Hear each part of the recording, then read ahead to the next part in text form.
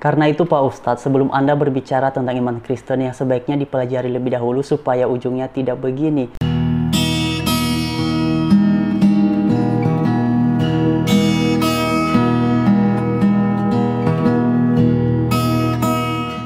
Nah teman-teman, mari kita simak sama-sama apa yang disampaikan oleh beliau dalam cuplikan video berikut ini. Meniru sebetulnya, meniru apa yang dilakukan oleh kaum Yahudi yang dinamakan mikweh tadi. Mikweh ini sampai hari ini masih dilakukan oleh orang-orang Yahudi. Pertama yang melakukan mikweh itu adalah orang yang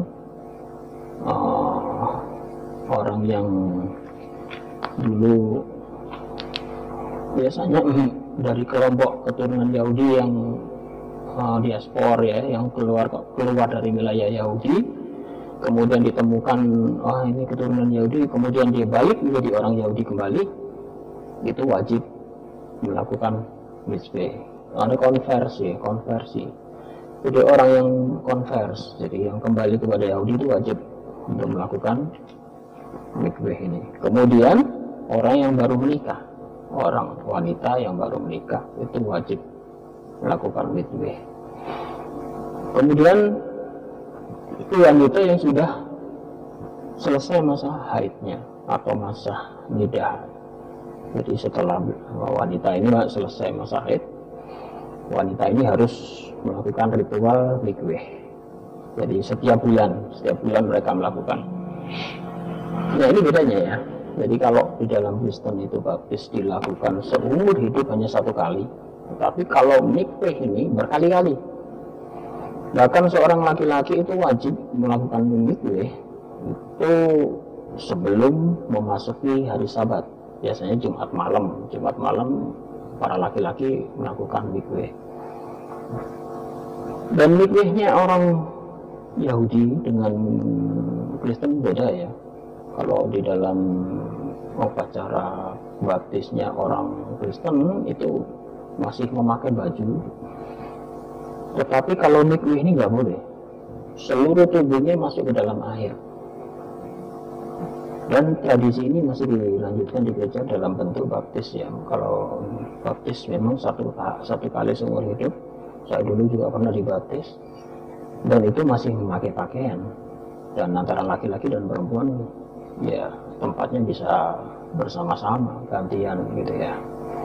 Jadi ini bedanya. Apalagi nanti muncul yang percik. Hanya dipersiki rambutnya saja.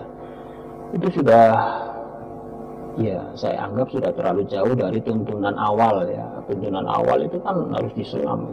Baptis itu harus menyelam ke dalam air. Tapi ya begitulah. Padahal yang menciptakan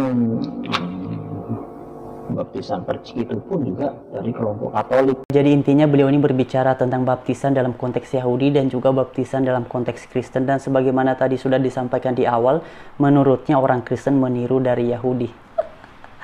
Pak Ustadz. Dan kemudian teman-teman, tadi ketika beliau ini berbicara tentang baptisan atau tindakan mencelup dalam konteks Yahudi, beliau menyebutnya dengan istilah mikveh.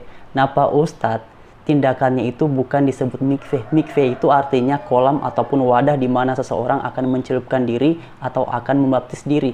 Sedangkan mengenai tindakan membaptis diri ini disebut tevilah, bukan mikveh. Jadi bedanya mikvehnya adalah tempat ataupun kolam, sedangkan tevilah adalah tindakan mencelupkan ataupun membenamkan diri di dalam air. Nah kemudian teman-teman, dalam prakteknya tevilah dalam konteks Yahudi dan baptisan dalam konteks Kristen itu tidak sama. Kalau tevilah dalam konteks Yahudi, seseorang yang mau melakukan tevilah, dia datang ke kolam ataupun ke sungai, lalu masuk ke dalam air, lalu mencelupkan diri, dan kemudian keluar dari situ, barulah didoakan oleh imam ataupun pemuka agama di situ. Nah, sedangkan kalau dalam agama Kristen, itu tidak sendiri. Kalau misalnya kita bicara dalam konteks baptisan selam, jadi orang yang mau mengalami atau melakukan baptisan selam, itu kan sudah ada pendeta di dalamnya yang bertugas untuk melayani. Lalu kemudian orang yang mau dibaptisin datang, masuk ke dalam kolam ataupun ke dalam sungai. Kemudian pendetanya mencelupkan ataupun menyelamkan yang bersangkutan. Jadi ada bedanya. Kalau dalam konteks Yahudi masuk sendiri, keluar baru didoakan. Dan kemudian, tadi kan beliau ini juga berbicara tentang ini ya, tentang baptisan percik. Nah begini teman-teman. Memang ini juga sudah menjadi pembahasan di kalangan Kristen sendiri mengenai manakah yang paling benar. baptisan percikah ataukah baptisan selam. Nah, beberapa waktu yang lalu saya pernah menyampaikan bahwa bagi saya secara pribadi, apapun caranya, kalau misalnya Anda nyaman dibaptis selam ya silahkan, kalaupun Anda nyaman dibaptis percik ya juga silahkan. Karena pada dasarnya esensi dari baptisan ini kan bukan tentang cara ataupun metode yang dipakai, tetapi itu dilakukan dalam nama siapa. Intinya di situ. Kan baptisan itu pernah saya sampaikan adalah bentuk mendeklarasikan iman.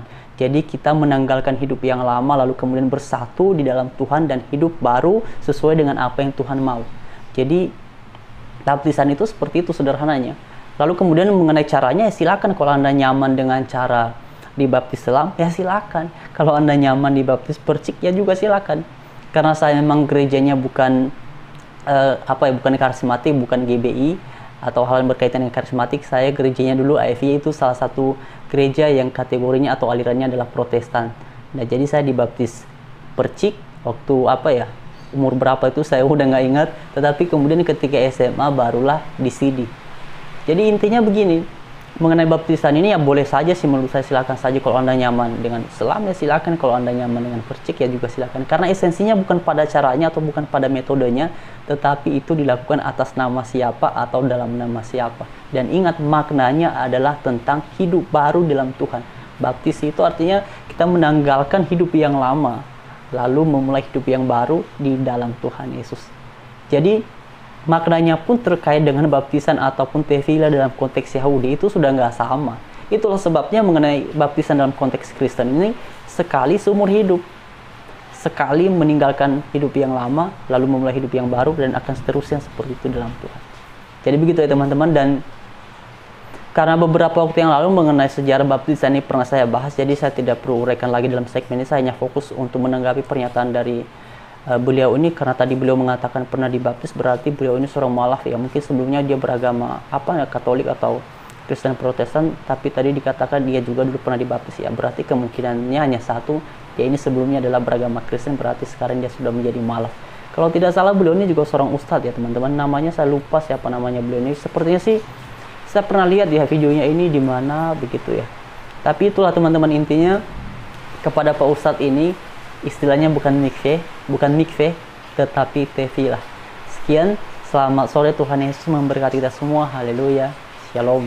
Dan kemudian teman-teman, pada kesempatan ini saya juga kembali menyampaikan terima kasih kepada kalian semua yang sudah mendukung channel ini, baik dalam bentuk subscribe, baik dalam bentuk like, komen, share, ataupun nonton. Terima kasih banyak untuk kalian semua. Channel ini saya berdoa kiranya melaluinya kita semakin bertumbuh bersama-sama dalam Tuhan, dan banyak hal yang kita dapat melalui channel ini, khususnya terkait dengan iman Kristen. Jadi terima kasih banyak untuk kalian semua.